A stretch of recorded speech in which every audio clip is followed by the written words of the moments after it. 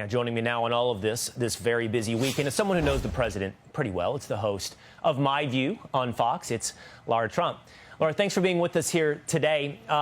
Quite a series of events, and that doesn't even include what was announced this morning on the price of pharmaceuticals, which we'll get to a little bit later here on the Will Cain Show. But when we look at this list of things that were accomplished, largely in foreign policy, let's start with China.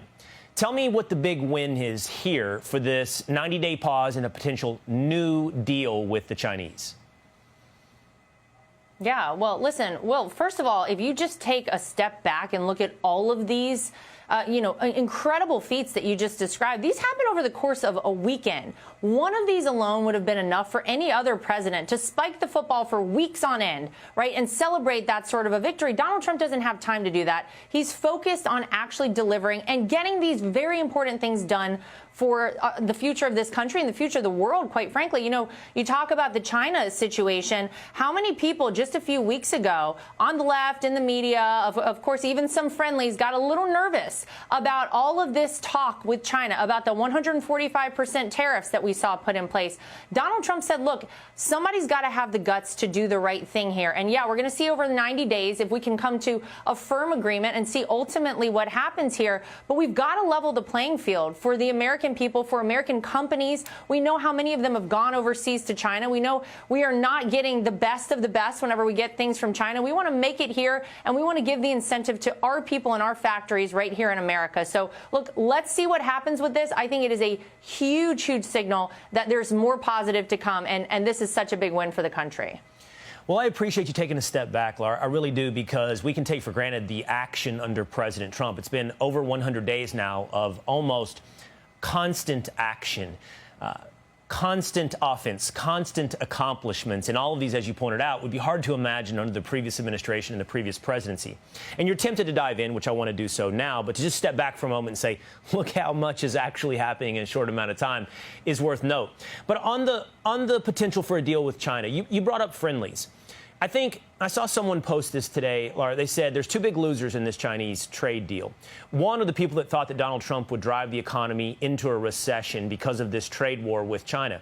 But the other is those that thought there might be some big grand chess scheme to get global markets reimagined and bring manufacturing back to America. So the question really is that still in play? What concessions have we gotten, and what concessions will we get from China?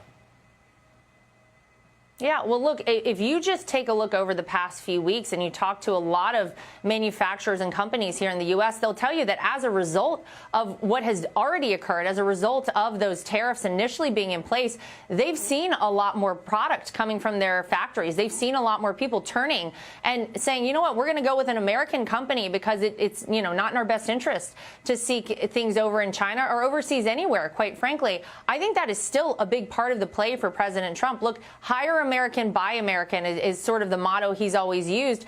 And yeah, we want to get things level with China and with every other country.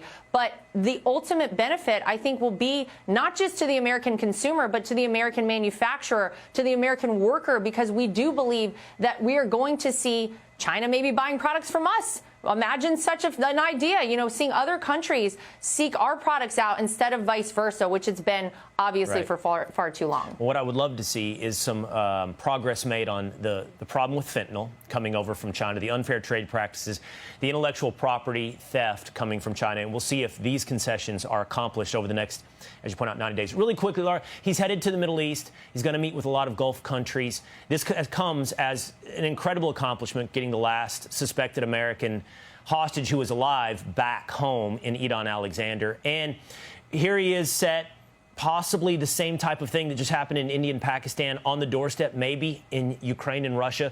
Constant action. What will be the action that we celebrate at the end of this week? Well, look, I think having a great relationship with the Middle East is a very positive thing for the whole world, but especially for the United States. And if you remember, he had a very big trip to Saudi Arabia. I think it was his first overseas trip, during his first administration. And that's been a beautiful friendship and a beautiful relationship, of course, for President Trump, but I think for the American people. We want allies in that region. We want to make sure that people are on the same page as we are. And I think if you talk to many of those other Middle Eastern countries, they'll tell you they are not in favor of this Israel-Hamas situation. They are not in favor of what they see Iran doing. And we want to have people on our side. We want to keep everything, as we use the word friendly with everybody. And I think that's going to be the result, of course, at the end of this trip. All right, Lara, we'll be watching you on Saturday nights. Thank you so much for being with us.